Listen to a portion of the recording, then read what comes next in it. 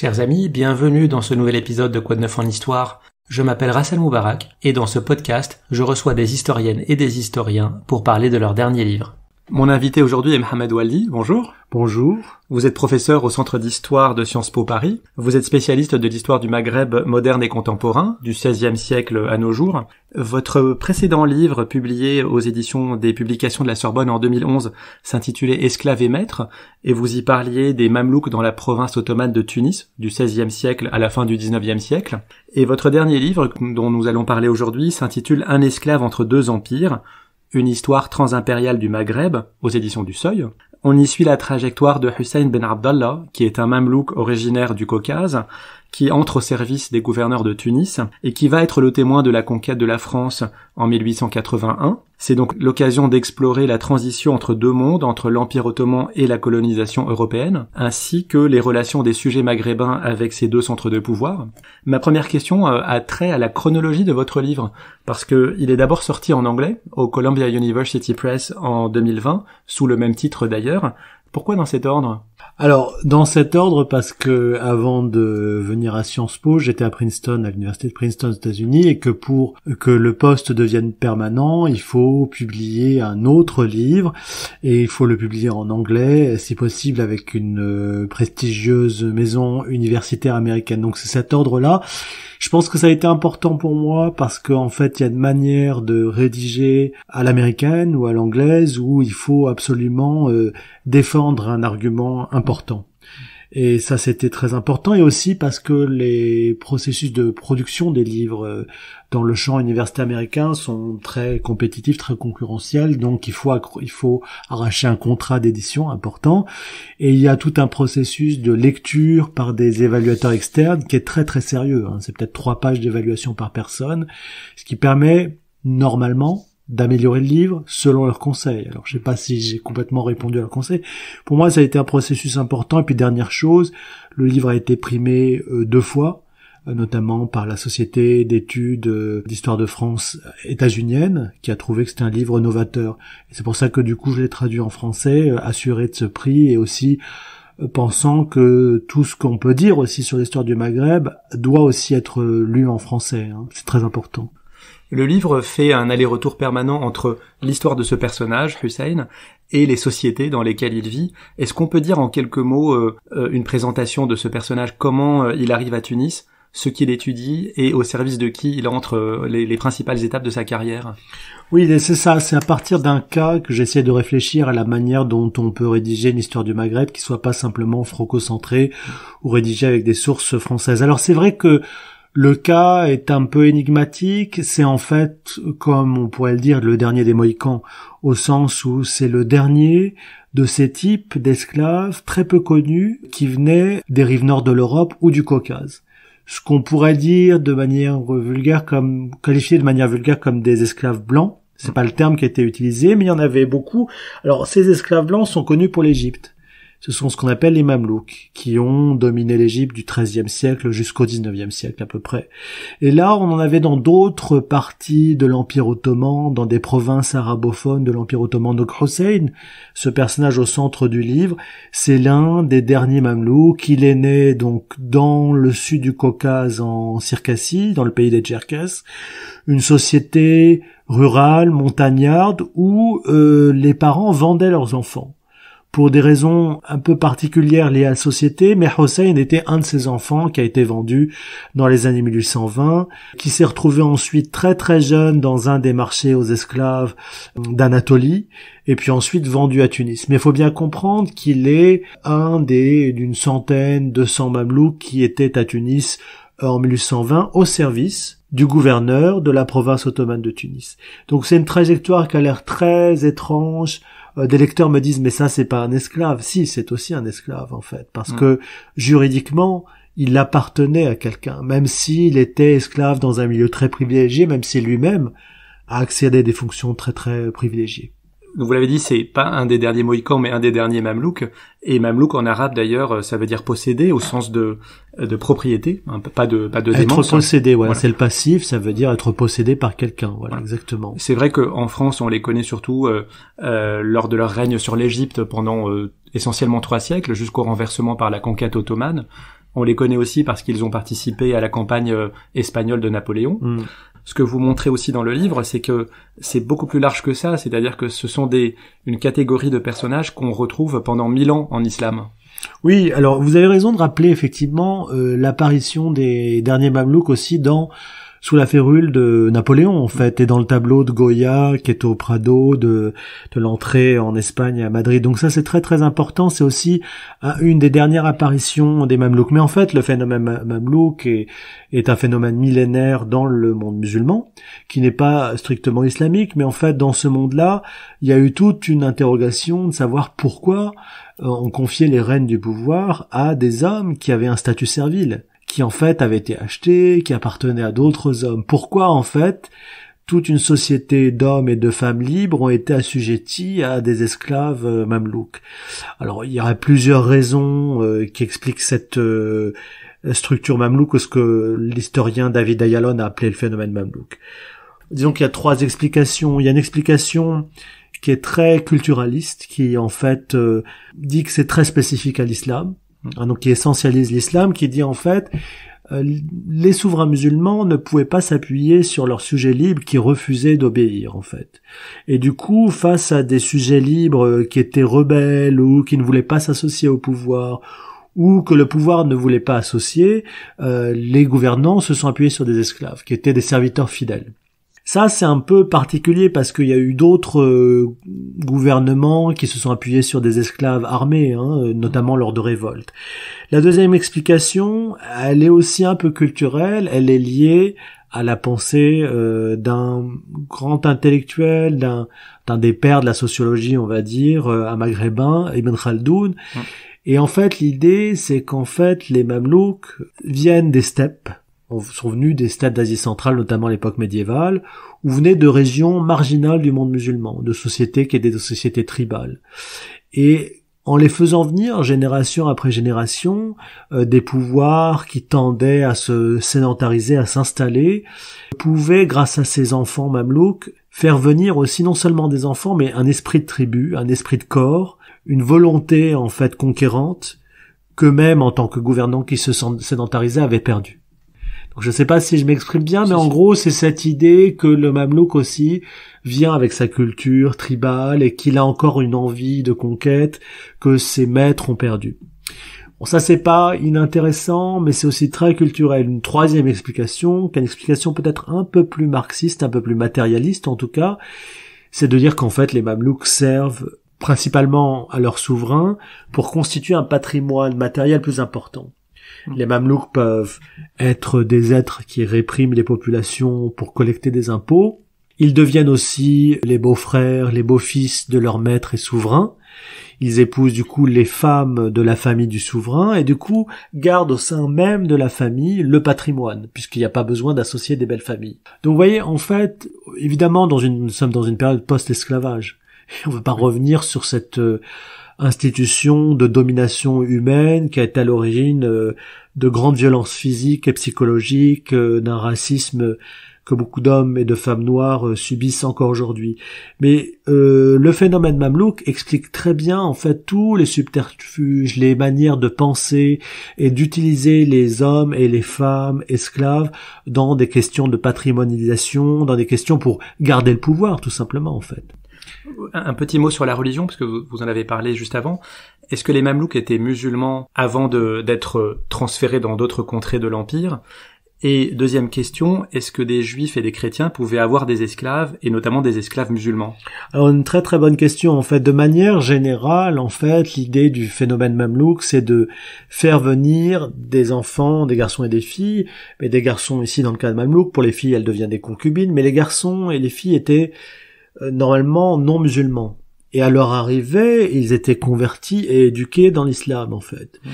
Mais on sait, et moi je l'ai vu pour le cas de Tunis au XVIIIe siècle, il y a des gens qui sont catégorisés comme mamelouks et qui sont des descendants de mamelouks, ou qui sont des gens qui sont nés dans la province de Tunis, donc qui sont des musulmans libres. Donc il y a des exceptions qui confirment la règle. Ça c'est un point important, mais globalement les mamelouks qui sont promus aux plus hautes fonctions, comme le personnage au centre du livre, sont en fait des gens qui viennent de l'extérieur. Hein. Alors la particularité aussi de Hossein Ben Abdallah, qui est le personnage du livre, c'est que lui vient donc du pays des Tcherkesses, sauf que le pays des Tcherkesses a peu à peu été islamisé. Donc ça, c'est un casse-tête juridique d'une certaine manière. Pourquoi servir des gens qui sont musulmans? Et là, ça va contre, en fait, les principes juridiques musulmans. Ça, c'est le premier point. Le deuxième point, est-ce que chrétiens et juifs peuvent avoir des esclaves? Normalement, non. Mais en pratique, ils en ont dans les sociétés ottomanes. Et c'est souvent un rappel des interdits, mais si un chrétien ou un juif des sociétés ottomanes ou des sociétés islamiques de manière plus générale a les moyens d'acheter, il va acheter. La dichotomie entre esclaves et libres est forcément imprécise, parce qu'il y a une troisième catégorie qui sont les affranchis, dont Hussein fait partie, justement. Et donc, même s'il est affranchi, il garde quand même des obligations vis-à-vis de son ancien propriétaire, et ces obligations sont réciproques. De quelle nature sont ces obligations? Alors ça, c'est très très important ce que vous soulignez, en fait, parce que les historiens ont montré, notamment pour les sociétés ottomanes, les sociétés musulmanes, et là je pense au travail d'Euto Deledano, mais je pense aussi au travail d'un historien marocain et anthropologue, Mohamed Neji. Ça, ce qu'il faut retenir, c'est qu'en fait, la limite entre esclavage et liberté est très floue. Mohamed Neji montre dans le Maroc du 19e siècle que s'il y a une épidémie, s'il y a une famine, des gens vont vendre leurs proches pour survivre. Et ces gens qui étaient vendus, qui étaient libres de droit, devenaient des dépendants. Ça, c'est très très important. En fait, on a oublié à quel point des gens pouvaient tomber dans la dépendance à la moindre conjoncture tout à fait désastreuse pour eux. Ça, c'est un premier point. Le deuxième point, c'est qu'effectivement, entre les libres et les esclaves, juridiquement, il y a des statuts intermédiaires. Et l'un des statuts intermédiaires, c'est celui de l'affranchi. En droit musulman comme en droit romain, en fait, l'affranchi dépend de son maître, qui devient son patron, en fait, le maoula. Et donc c'est la notion de wala aussi en droit musulman, mais qui est liée vraiment au droit romain. Donc le maître garde en fait un lien fort avec son affranchi. Et en fait c'est le maître qui permet l'intégration sociale de l'affranchi dans la communauté des musulmans. Ça c'est un point très important et ça a des effets juridiques. Un affranchi peut transmettre une partie de ses biens à ses descendants s'il en a, et s'il y a des descendants reconnus, et un esclave ne pourra pas transmettre ses biens, en fait, parce que ses biens reviendront à son maître, en fait. Donc ça, c'est un point très très important pour aller encore plus loin dans les détails du droit et des normes musulmanes que je ne maîtrise pas complètement, mais ça a eu des effets dans l'histoire de Hussein, parce que Hussein, ou Hussein, la prononciation tunisienne, c'est qu'en fait, lui a essayé de transmettre un tiers de ses biens à deux jeunes filles. Alors ça fait partie aussi de l'énigme de cette histoire, deux jeunes filles qu'il a éduquées en Toscane, là où il est mort et là où il a fini sa vie, en fait.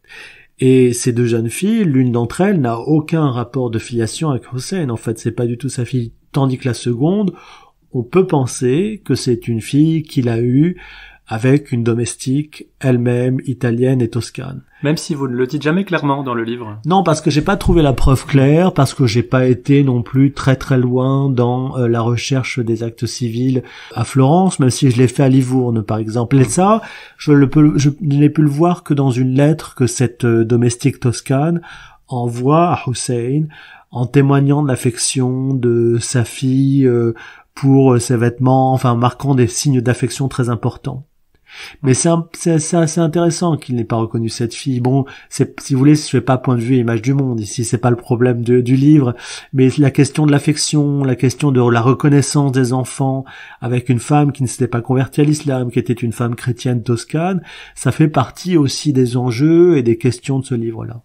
Ça fait partie des enjeux sur sa succession, dont on verra un petit peu plus tard les tenants et les aboutissants. Un dernier mot sur l'esclavage. Donc, vous avez dit effectivement qu'au moment où se passe le livre, l'esclavage est aboli. En fait, il est aboli dans l'Empire ottoman à partir des années 1830. Est-ce que le début de l'immixtion européenne a joué un rôle déterminant dans l'abolition de l'esclavage, ou est-ce que cette suppression est surtout liée à des dynamiques internes à l'Empire ottoman? Alors d'abord sur la date, effectivement, non, c'est un long processus au sein de l'Empire ottoman. On pourrait dire que 1857 c'est un moment important parce que la traite des Africains est rendue illégale, sauf dans certaines régions. La province ottomane de Tunis, qui est devenue la Tunisie par la suite, est un lieu aussi qui est un lieu important parce que c'est la première province de l'Empire ottoman et même en fait une des premières régions du monde arabe et musulman où un souverain local, le gouverneur de la province ottomane de Tunis, décide progressivement de fermer les marchés, d'interdire l'importation d'esclaves, de libérer tous les esclaves qui seraient importés sur le sol tunisien, et ça c'est 1846, donc c'est un moment pionnier. Il y a tout un moment au 19e siècle où il y a une série de décisions d'interdiction, de fermeture des marchés aux esclaves, d'interdiction des traites, et ensuite d'affranchissement des esclaves. Ça veut pas dire du tout abolition de l'esclavage, hein. Le principe reste légal d'une certaine manière. Mais pour ce long 19e siècle, il y a toute une question sur le monde musulman qui est de savoir qui est à l'origine des décisions d'abolition, ou en tout cas des affranchissements, de l'interdiction des traites, de la fermeture des marchés. Et très longtemps, l'historiographie a dit ce sont surtout les Européens. Et ce que l'on voit, c'est que ce sont surtout les Britanniques parmi les Européens, tout d'abord, parce que c'est une diplomatie très active autour de ces questions abolitionnistes, pour des raisons philosophiques, pour des raisons de philanthropie, mais aussi liées à une idéologie libérale où l'individu doit être libre pour agir, pour travailler, et que le travail libre et individuel est perçu comme porteur de plus de profit, d'investissement que le travail servile. Ça, c'est un point très important.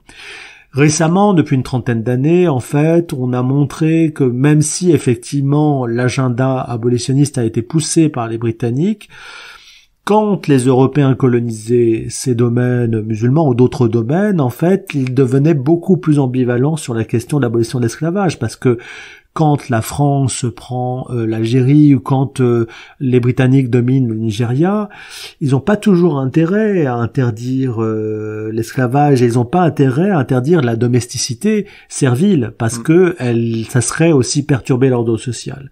On s'est surtout aussi rendu compte qu'en fait, même si les Britanniques et les Européens ont joué un rôle important dans ces questions de fermeture des marchés, d'interdiction des traites et d'affranchissement des esclaves, il se trouve qu'il y a eu aussi une pensée locale une pensée islamique autour de comment faire pour mettre fin au mauvais traitement des esclaves, comment faire pour mettre fin à une traite inhumaine qui a, c'est vrai, duré des siècles dans les mondes musulmans. Et Hassin Ben Abdallah, donc le personnage du livre, est un des personnages qui a essayé de réfléchir de ces questions-là. Alors je montre, mais je suis pas le premier à le montrer, mais je recontextualise ce texte-là. Hassin Ben Abdallah, de manière prodigieuse, avait répondu aux questions du consul des États-Unis à Tunis. Et le consul des États-Unis à Tunis lui demandait, dans le contexte de la guerre civile aux États-Unis, qu'avait été le résultat des décisions qui avaient été prises à Tunis pour mettre fin à la traite.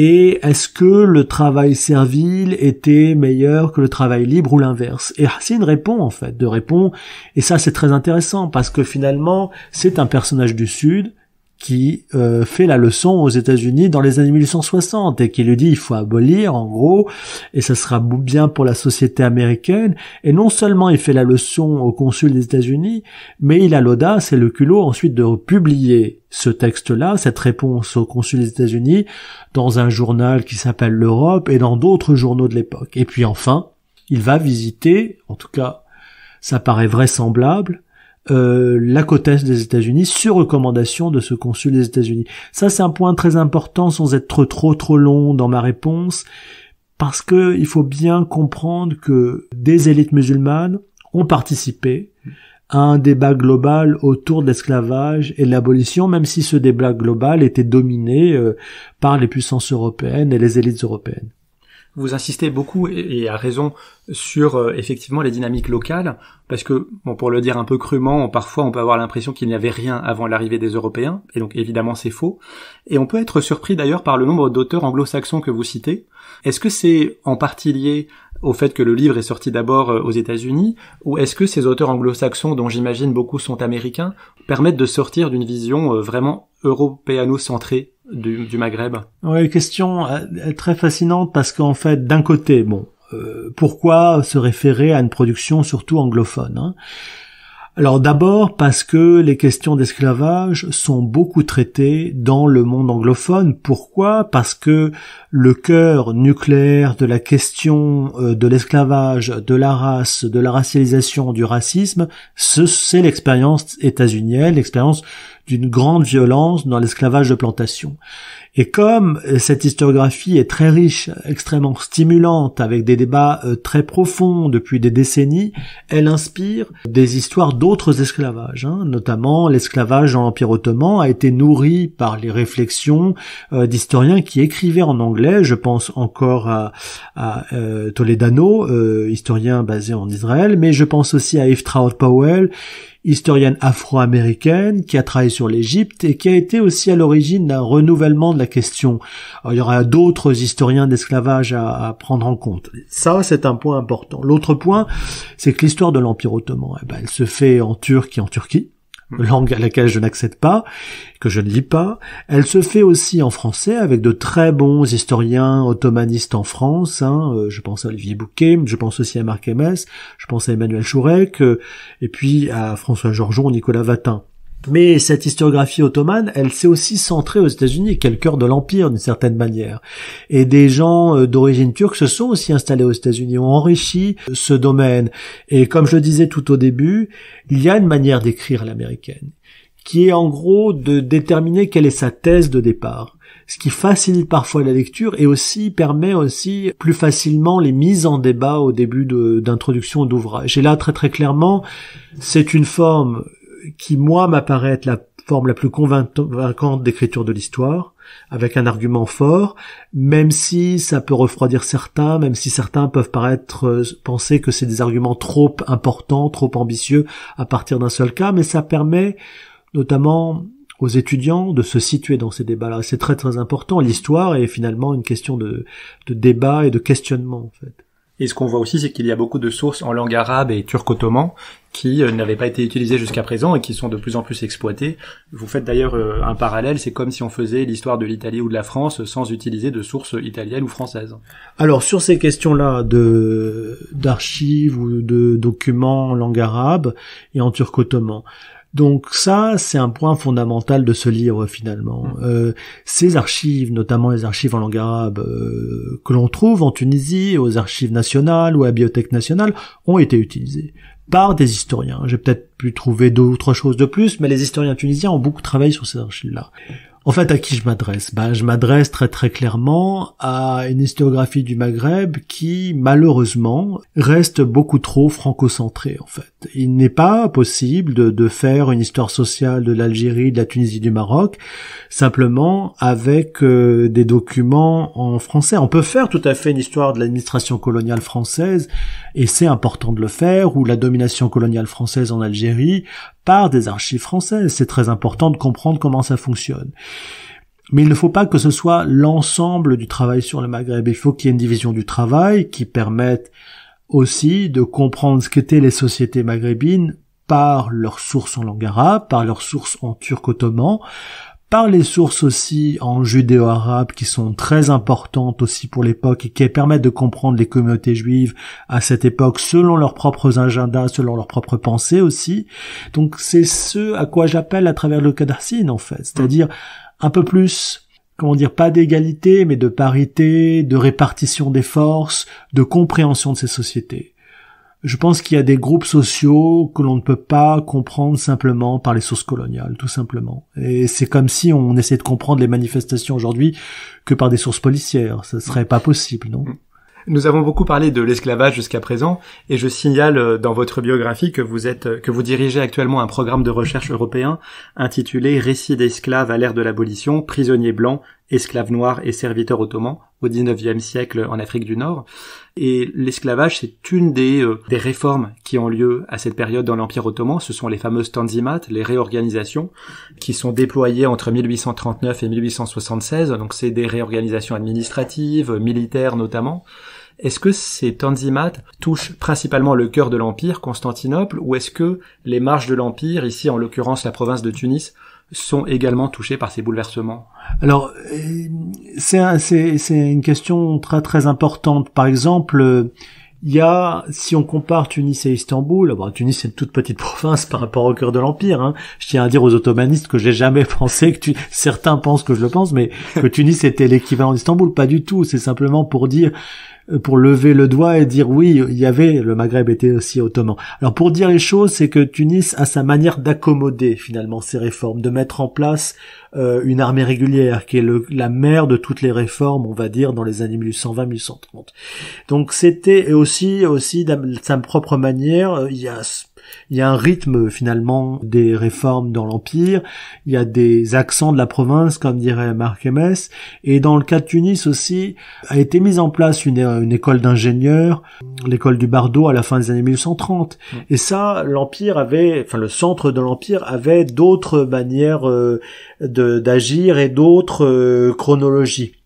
Et pour ce qui est lié à l'esclavage, il n'y a pas eu tellement de réformes centrales autour de l'esclavage, hein. C'est surtout des négociations avec les Britanniques, mais une des chercheurs qui travaille dans le projet actuellement européen, Salma Argal, montre dans le cas de la province voisine de Tripoli, ce qui est devenu plus tard la Libye, en fait, on voit comment le gouverneur de la province ottomane de Tripoli a essayé de mettre fin aux traites d'esclaves qui venaient notamment du lac Tchad, et comment en fait ces tentatives pour mettre fin à ces traites sont liées aussi à d'autres réformes dans l'Empire ottoman, des réformes de justice, des réformes aussi pour accueillir les esclaves à Izmir, à Istanbul. Donc en fait, les tanzimat, comme on les appelle, ces réformes ottomanes, elles sont à lier et à lire ensemble. Réforme du droit, réforme de l'impôt, réforme de l'armée, se produisent au moment même où on met fin aux traites. Et en fait, on ne comprend pas la fin de l'esclavage si on ne lit pas,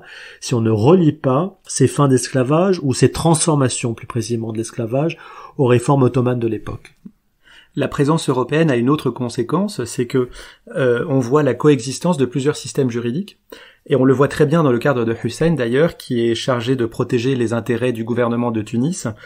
Ces intérêts sont floués par deux financiers et l'affaire peut être plaidée à ce moment-là devant différents tribunaux.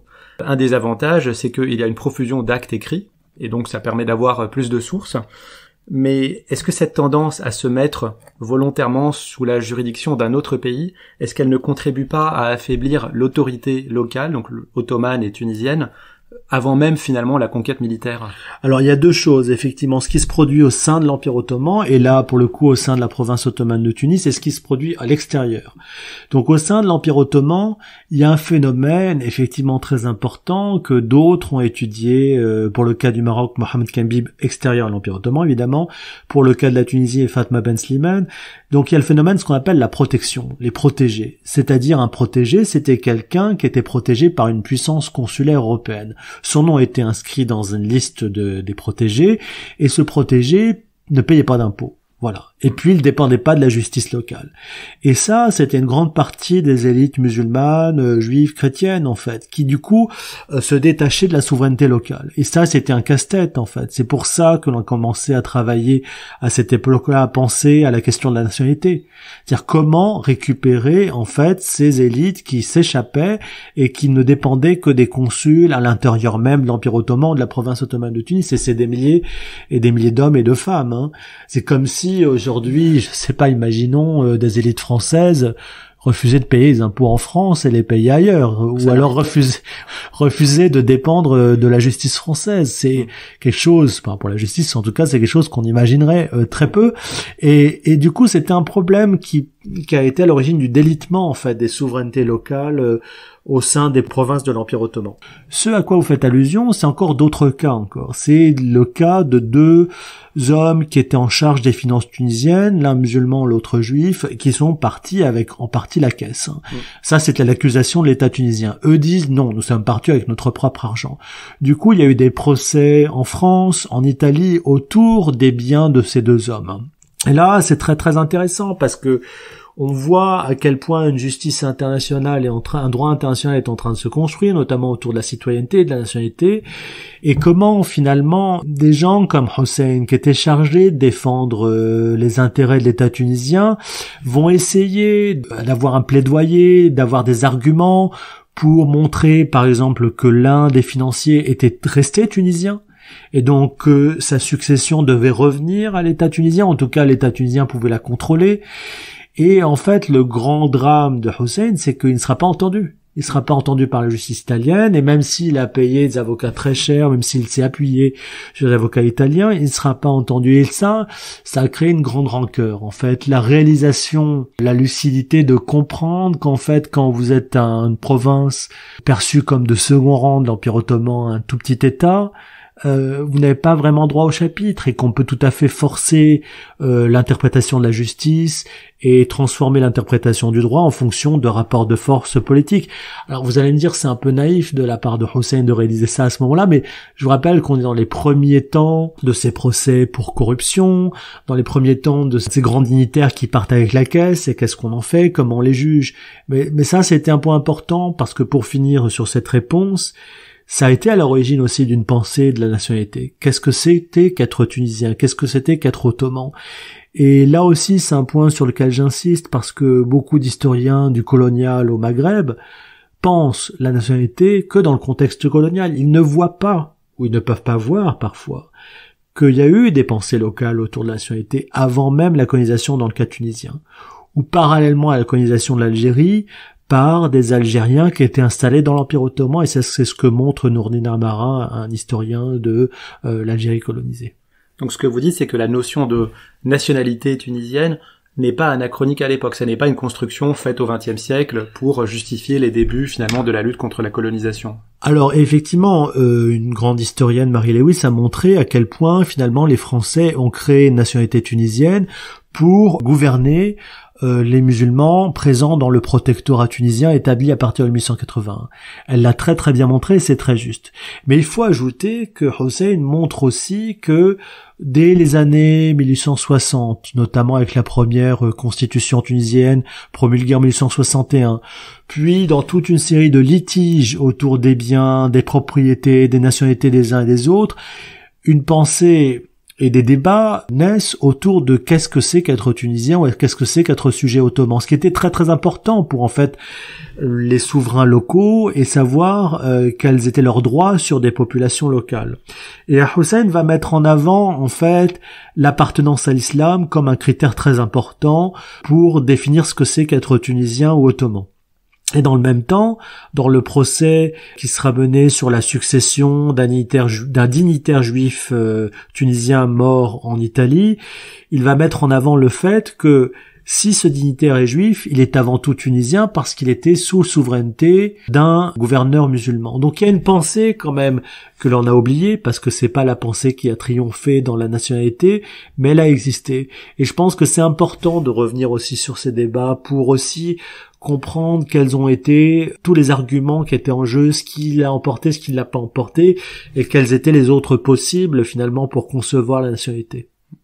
La colonisation de la France intervient en 1881 et ça pousse Hussein à partir en exil en Toscane, à Florence, où il va mourir en 1887. Pourquoi il part? Parce que son ancien maître, le bey de Tunis, reste. Pourquoi est-ce qu'il part? C'est une raison personnelle? Est-ce qu'il est chassé?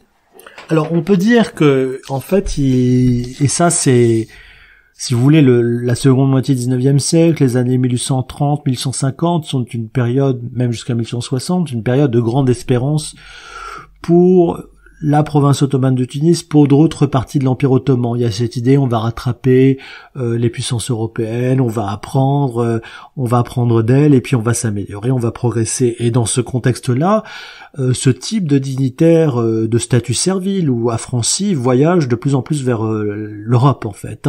Ce sont des voyages qui se multiplient. Hussein, mais aussi Khayreddin et d'autres voyagent vers la France, vers l'Angleterre. Donc il y a un début de bougeotte, si vous voulez, de voyage de la part de Hussein dès les années 1850-1860. Mais c'est vrai qu'il s'éloigne de la province ottomane de Tunis parce que, en fait, ses idées politiques ne l'emportent pas. Son clan politique ne l'emporte pas par rapport à un autre mamelouk qui est d'origine grecque. Alors, c'est pas simplement des rivalités ethniques, mais c'est aussi des rivalités ethniques et politiques. Et en fait, Hussein, comme d'autres dignitaires de l'époque, était favorable au maintien d'une constitution. Et cette constitution a été suspendue en 1864 à la suite d'une grande révolte, mais aussi à la suite de la pression de la puissance française pour mettre fin à cette constitution, parce que elle risquait de miner l'influence française sur la Tunisie. Et c'est dans ce contexte de 1964, de l'échec de la constitution, de la répression de cette révolte tunisienne très très féroce, que finalement Hossein prend ses distances et commence à voyager aux États-Unis, dans sa région d'origine, dans le Caucase, beaucoup en Europe, et finalement est envoyé dans les années 1970 en Italie pour défendre les intérêts tunisiens dans plusieurs litiges, pas simplement celui du financier chez Mama, mais dans d'autres cas. Et finalement, il s'y installe dès le début des années 70 pour finalement y mourir 17 ans plus tard, en 1987. Et ça, c'est très intéressant. En fait, ça fait partie des gens disgraciés qui ne reviendront plus en Tunisie parce que leur maître ne les apprécie pas et parce que la France aussi ne les apprécie pas et ne souhaite pas leur retour. Vous avez parlé à 2 reprises des voyages de Hussein en Europe principalement. Et le 19e siècle, c'est aussi celui de l'orientalisme, avec les voyages des littéraires en Orient, Chateaubriand, Lamartine, Nerval. Est-ce qu'on peut parler d'occidentalisme ? Oui, et là, c'est aussi un sujet qui serait très très intéressant. À quel point, finalement, des gens qui venaient de la rive sud de la Méditerranée ont pensé l'Occident ou pas. Alors, il écrit des lettres, Hossein écrit des lettres à son ami qui est aussi un mamelouk, qui vient de la même région du pays des Tcherkesses, Khaireddin, qui est beaucoup plus connu que lui aujourd'hui. Il écrit des lettres qui ont été publiées en 3 volumes. Et ça donne une idée finalement de comment il percevait l'Italie, comment il vivait aussi ses voyages en France. Et il a un récit de voyage aussi dont on a le titre, mais dont je n'ai pas retrouvé finalement le manuscrit à la Bibliothèque nationale tunisienne. C'est un récit de voyage qui nous manque pour savoir quelle était sa perception de l'Europe en fait. Et c'est vrai que le sujet d'occidentalisme n'a pas été au cœur de ce projet-là.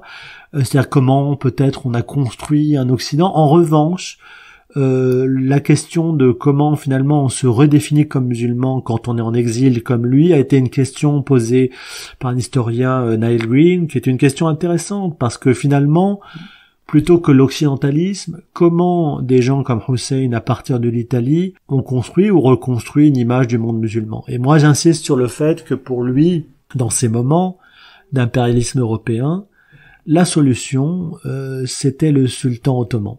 Et la solution, c'était une solidarité islamique autour du sultan ottoman.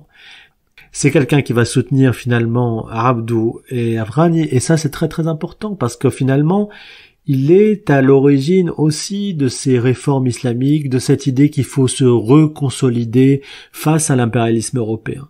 Et ça c'est moins l'occidentalisme que remiser sur une solidarité islamique à l'époque.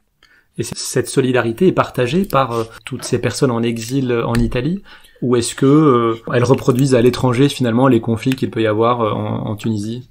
Alors cette solidarité ou ce projet qu'il faudrait se centrer autour de l'Empire ottoman n'est pas partagé par tous, parce que finalement certains vont se ranger, qui étaient proches de Hussein malgré tout, vont se résoudre à accepter le pouvoir colonial français à Tunis. Et finalement vont dire que en fait on va apprendre des Français, et notamment en termes d'éducation, et puis on va essayer d'améliorer la société tunisienne pour ensuite retrouver peut-être une souveraineté. Mais leur projet était une forme d'apprentissage du savoir français, mais c'était pas la majorité. Par exemple, je prends le cas à la fin d'une famille de savants musulmans, et l'un des savants qui a été fondateur de cette famille a été le secrétaire de Hussein dès les années 1860, 70, ensuite en Italie. Mais lui va peu à peu comprendre qu'en fait, il va revenir en Tunisie sous protectorat français et acceptera finalement le pouvoir français, mais son idée c'est qu'il faut éduquer les Tunisiens en fait. Donc Bouhajeb, voilà, son nom me revient maintenant à l'esprit. Donc la famille Bouhajeb est une famille intéressante, de gens qui n'ont pas complètement suivi Hussein dans son opposition à la France, qui ont voulu composer pour sauver ce qu'ils pensaient être plus important dans la société tunisienne. Et ça pose une question très très importante qui est de la relation aux autorités coloniales françaises. Et justement, Hussein meurt en exil sans héritier officiel. Sa succession est très intéressante, vous la racontez en détail, puisqu'elle mêle les autorités ottomanes, les autorités françaises, des juristes italiens, et puis des personnalités privées, ses anciens collaborateurs, les mères des 2 filles dont il a la garde. J'ai l'impression que les intérêts sont partagés, c'est-à-dire que les intérêts des autorités publiques ottomanes et françaises, c'est essentiellement de récupérer les papiers et les correspondances, dans lesquels on pense qu'il peut y avoir des informations compromettantes, et puis de l'autre côté, des intérêts privés, donc de ses collaborateurs, c'est-à-dire le recouvrement de créances et les terres dont il avait la charge dans le port de la Goulette près de Tunis. Comment ça se règle finalement, c'est-à-dire sous quelle juridiction, et qu'est-ce que ça dit justement de l'influence ottomane et française dans la région? Alors, je peux pas tout dire parce qu'il faut rester. Non, mais je pense que en fait, c'est pas un suspense que de dire ce qui se passe, parce qu'en fait, l'enjeu est plutôt de comment on fait pour étudier ces sociétés. Mais finalement, et ça, c'est l'ambivalence du résultat du livre, en fait. Donc, pourquoi il y a eu des conflits autour de la succession de Hussein, en fait?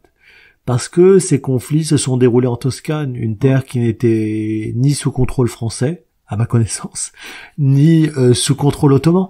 Donc un lieu tiers, un 3e lieu où finalement les revendications ont pu être entendues par la justice italienne, et parce que aussi le consul de France à Florence, où les papiers de Hussein avaient été lus pour sa succession, devait faire avec toutes les parties prenantes, avec les gens qui étaient les créanciers de Hussein, avec des gens qui avaient des revendications sur ses propriétés. Donc le cas est ouvert quand il est en Italie. Les Français parviennent à finalement régler une partie des litiges, à faire venir les papiers de Hussein à Tunis. Et quand c'est à Tunis, finalement les Français ont la main sur le règlement de ce conflit et de ces litiges. Et c'est ça que j'essaie de montrer, c'est qu'en fait, effectivement, très longtemps, la Toscane a été un lieu important pour l'histoire des Maghrébins, en fait. Dès la fin du XVIe siècle, à partir du moment où il y a un port franc à Livourne est ce lieu de passage pour les communautés juives maghrébines, et ce lieu de passage pour les marchandises de l'Europe vers le Maghreb. Et c'est intéressant que c'est encore la Toscane, Livourne et Florence qui soient dans l'histoire de Hussein importante à la fin du XIXe siècle. Et c'est ça que j'essaie de montrer, c'est que non seulement il faut éviter de faire une histoire qui soit franco-centrée ou recentrée, mais il faut bien comprendre que l'Italie a été importante et reste importante, en fait, on le voit encore aujourd'hui, sur les questions des migrants, sur la manière dont finalement le gouvernement italien intervient beaucoup aujourd'hui sur la politique tunisienne. Ça, il faut pas l'oublier aussi, sur l'importance des archives en langue italienne et l'importance des archives en langue arabe en Italie pour l'histoire du Maghreb. Donc c'est ça que j'ai essayé de montrer à travers ce cas-là. Mais quand le conflit autour de la succession de Hussein, ou les conflits autour de la succession de Hussein sont rapatriés donc dans le protectorat français sur la Tunisie, là les choses sont plutôt réglées en faveur de la France. Mais il y a un dernier twist pour dire que finalement ceux qui l'emportent dans cette succession ne sont pas finalement ceux qui étaient soutenus par la France. Ce sont d'autres personnages. Là, je laisse les lecteurs le plaisir de découvrir qui est finalement le véritable vainqueur, ou la personne qui finalement engrange le plus de bénéfices de cette succession, et c'est une personne à laquelle on s'attend pas tout au début finalement. Il y a un autre point important qui finalement survit à la mort de Hussein, c'est justement ce que devient sa sépulture. Et ça, vous le montrez, parce que il est enterré au départ à Livourne, où il y a l'un des premiers carrés musulmans dans les cimetières européens, et puis ensuite sa sépulture est déplacée. Est-ce que vous pouvez, même si on va spoiler du coup, nous dire où, et nous dire finalement quelle importance au moins symbolique cela a dans le monde ottoman? Alors c'est intéressant de repartir de Livourne encore une fois. Et vous voyez comme c'est un lieu central, comme d'autres historiens l'ont montré, comme Guillaume Calafa par exemple. Alors Livourne, c'est quand même ce lieu où il y a un cimetière effectivement pour les musulmans. Et c'est important parce que en fait, il y a toute une présence musulmane, d'esclaves que je suis en train d'étudier, mais aussi de gens libres, de négociants, de diplomates qui sont passés par l'Europe. Et ça aussi, c'est un point sur lequel Jocelyne Narlia et d'autres ont travaillé ces dernières années pour montrer qu'il y avait une présence musulmane en Europe. Et ça, c'est un point très important. Donc Hussein est enterré dans un cimetière qui était sous administration ottomane à Livourne pendant au moins 40 jours, ce qui est intéressant parce que c'est le temps pour sa maîtresse peut-être de faire le deuil Mais c'est au bout de ces 40 jours que finalement, et parce qu'aussi en islam on enterre normalement très très vite les défunts, c'est très important, mais c'est aussi intéressant parce que ça dépouille le bey de Tunis, le gouverneur de la province ottomane de Tunis, ne la réclamera pas. Et ça, c'est tout à fait intriguant. Alors on peut penser que le gouverneur de la province ottomane de Tunis ne voulait pas de Hussein, tout simplement parce qu'il lui était opposé, parce que Hussein lui avait manqué de respect. Mais le corps de Hussein finalement sera transporté dans une petite boîte où était écrit Antiquité, parce que il y avait des questions d'hygiène, qu'on ne transportait pas des corps, des dépouilles, des cendres comme ça. Et ce corps va ensuite être finalement enterré dans un mausolée des sultans ottomans à Istanbul. Et là, c'est assez prodigieux parce que moi j'extrapole un tout petit peu, mais je pense qu'il y avait aussi une politique ottomane autour des morts. Et autour des morts M-O-R-T-S, pas morts M-A-U-R-E-S, mais autour des morts au sens où les Ottomans avaient perdu Tunis, la province de Tunis, ils ont perdu la province d'Alger, plus tard ils perdront la province de Tripoli, et une des manières pour eux peut-être d'affirmer une prépondérance, même politique, même symbolique en fait, ça a été d'orchestrer ou d'organiser ou de maîtriser les funérailles, les inhumations de dignitaires ottomans qui étaient présents auparavant au Maghreb. Et Hussein n'est qu'un des cas parmi d'autres. Lui sera enterré dans un mausolée important de sultan à Istanbul, mais d'autres connaîtront des funérailles publiques. Je pense à Bayram al-Khames, qui était un proche de Hussein, qui était un savant musulman, qui s'est installé au Caire après la colonisation française de la Tunisie. On peut penser aussi à Khayreddin, qui était un proche de Hussein, qui va devenir vizir à Istanbul, puis un personnage important aussi, en charge de la gestion des affaires tunisiennes à partir d'Istanbul. Lui aussi va connaître. Et donc il y a toute une politique des morts, des funérailles, qui n'était pas fondamentale pour Istanbul. Encore une fois, le Maghreb, c'est peut-être pas l'enjeu majeur pour les Ottomans, mais c'était une manière pour eux de dire que une partie des élites maghrébines restait ottomane. Et on peut dire aussi qu'une partie de ces sociétés a continué à regarder Istanbul comme une option, une possibilité. Et aujourd'hui, des historiens, donc j'ai rappelé le nom de Salman Argal pour les Algériens, le nom de Nourdin Amara, ont montré comment les Algériens ont agi à partir du centre de l'Empire ottoman, à partir de la Syrie-Palestine et d'Istanbul. Un historien tunisien comme Youssouf Ben Smaïl montre cela aussi à travers une diaspora de Tunisiens à Istanbul, et leur action aussi. Et ça c'est important parce que ça, longtemps on l'a pas vu. D'où l'importance de travailler sur la période coloniale, non seulement pour montrer, comme le montrent beaucoup de nos collègues, qu'est-ce qu'était que cette domination coloniale à partir des archives européennes et françaises, mais la nécessité aussi de pousser des jeunes chercheurs et chercheuses à lire des documents en arabe, en turc ottoman, pour voir une autre partie de cette histoire de la colonisation et de la domination coloniale. Est-ce qu'on peut considérer, pour terminer, que cette influence ottomane, cette légitimité des sultans, finalement se perpétue jusqu'à la fin de l'Empire, les années 20. Oui, alors moi c'est ce que je mets en avant, c'est-à-dire qu'en fait, la chronologie telle qu'on la connaît, on peut dire en effet 1830 la prise d'Alger, gros bouleversement, transformation de la région, on peut dire aussi 1880 la prise de Tunis par les Français, transformation, mais aussi on peut dire 1920, l'effondrement final de l'Empire ottoman, et l'Empire ottoman qui a été une option politique, un espoir politique pour certains maghrébins, pas pour tous, pour des élites, pour des membres de ces sociétés, cesse d'être une possibilité. Et finalement, logiquement, la nouvelle possibilité, c'est le nationalisme et l'indépendance et l'indépendantisme à partir de l'entre-deux-guerres dans la région et surtout à partir de la Seconde Guerre mondiale. Mais ce que je voudrais dire, c'est que même si je mets en avant un empire ottoman qui permet de comprendre la période coloniale autrement, je dis pas que l'empire ottoman est au centre de tous les esprits maghrébins à l'époque. C'est une option parmi d'autres. L'islam, le soufisme était une option aussi politique ou une option en tout cas existentielle pour certains pour résister à la colonisation ou pour vivre au sein de la colonisation. Donc il y a plein d'options possibles et je fais pas de l'Empire ottoman un acteur positif ou gentil dans cette histoire. Les Ottomans aussi avaient intérêt, par exemple, à nier toute souveraineté tunisienne et on le voit dans le livre aussi. Donc c'est pas un portrait en rose de l'Empire ottoman, c'est un portrait de deux empires qui s'affrontent. sur des sociétés maghrébines et comment des élites maghrébines et des membres de ces sociétés essayent d'évoluer entre ces empires, finalement. Oui, effectivement, votre livre est très nuancé sur ce point. Merci beaucoup pour cette discussion, Mohamed Wali. Merci à vous. Je rappelle le titre de votre livre, Un esclave entre deux empires, une histoire transimpériale du Maghreb. C'est aux éditions du Seuil et déjà disponible en librairie.